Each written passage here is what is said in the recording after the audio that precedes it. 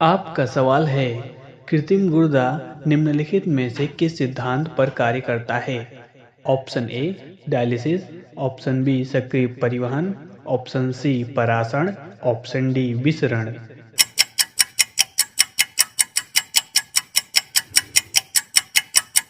तो चलिएगा, इसका सही जवाब है option A dialysis.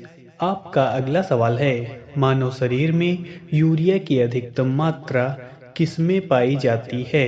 Option A हृदय में, ऑप्शन बी पसीने में, ऑप्शन सी रक्त में, ऑप्शन डी मूत्र में।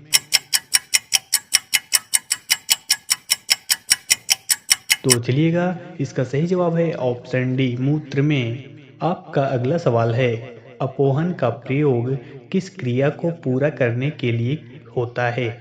ऑप्शन ए यकृत, ऑप्शन बी वृक्क, ऑप्शन सी फेफड़े, ऑप्शन डी हृदय।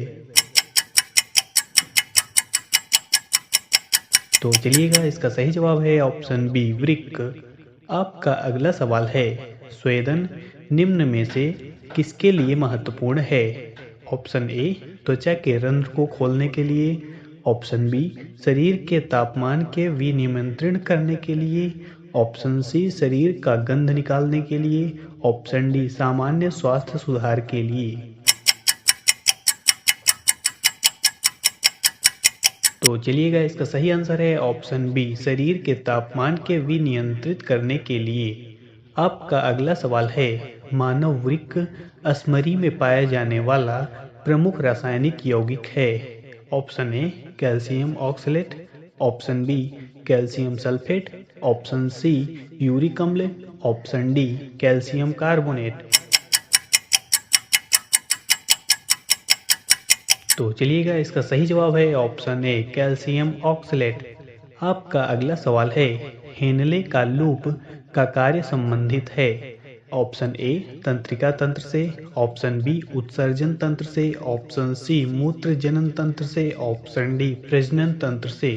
तो बताइए हमें, हेनले का लूप का कार्य संबंधित है? तो चलिएगा, इसका सही आंसर है ऑप्शन बी उत्सर्जन तंत्र से। आपका अगला सवाल है, सामान्यतः निषेचन होता है? ऑप्शन ए योनि में, ऑप्शन बी डिंब वाहिनी नली में, ऑप्शन सी ग्रीवा में, ऑप्शन डी गर्भाशय में। तो बताइए हमें, सामान्यतः निषेचन होता है? तो चलिएगा, इसका सही आंसर है ऑप्शन बी डिंब वाहिनी नली में। आपका अगला सवाल है, गर्भाशय में विकसित हो रहे भ्रूण को किस संरचना द्वारा पोषण मिलता है? ऑप्शन ए प्लेसेंटा द्वारा, ऑप्शन बी फैलोपियन ट्यूब द्वारा, ऑप्शन सी गर्भाशय द्वारा, ऑप्शन डी इनमें से किसी के द्वारा नहीं।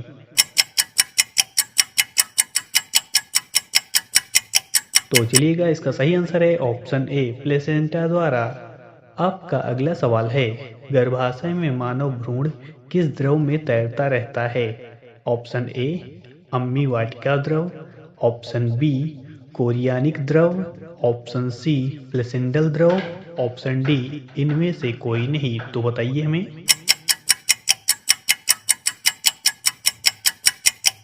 तो चलिएगा, इसका सही आंसर है ऑप्शन ए आम्निवाटिक द्रव। आपका अगला सवाल है, दो युग्मकों के संयोजन को कहते हैं? ऑप्शन ए परगम, ऑप्शन बी पुनर्जनन, ऑप्शन सी परिवर्धन सूचकांक, ऑप्शन डी निषेचन। तो बताइए हमें, दो युग्मकों के संयोजन को कहते हैं? तो चलिएगा, इसका सही आंसर है ऑप्शन डी निषेचन। आपका अगला सवाल है, गर्भाशय में शिशु के विकास की जानकारी हेतु किसका प्रयोग किया जाता है? Option A ultrasound, option B ultraviolet किरण, ऑप्शन सी एक्स किरण, ऑप्शन डी गामा किरण। तो चलिएगा, इसका सही आंसर है ऑप्शन ए अल्ट्रासाउंड। आपका अगला सवाल है, भ्रूण के विकास के लिए निम्नलिखित में से किस संघ के द्वारा खाद्य पूर्ति की जाती है? ऑप्शन ए अपरापोषिका, ऑप्शन बी गर्भाशय, ऑप्शन सी अंडाशय, ऑप्शन डी बीजांडासन।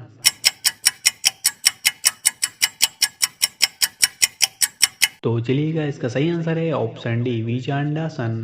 आपका अगला सवाल है, मुख के द्वारा लेने वाले गर्भ निरोधक गोलियां निरोध करते हैं। ऑप्शन ए गर्भधारण का, ऑप्शन बी शुक्राणुओं के गर्भाशय में प्रवेश का, ऑप्शन सी अंडोत्सर्जन का, ऑप्शन डी निषेचन का।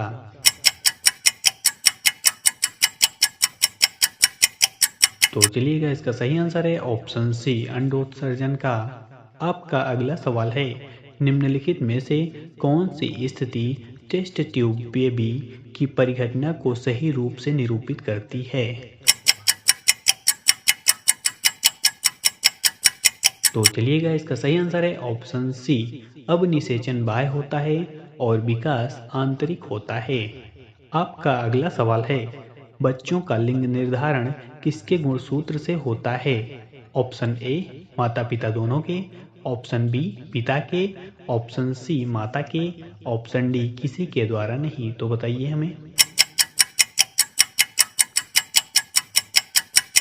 तो चलिएगा इसका सही आंसर है ऑप्शन बी पिता के।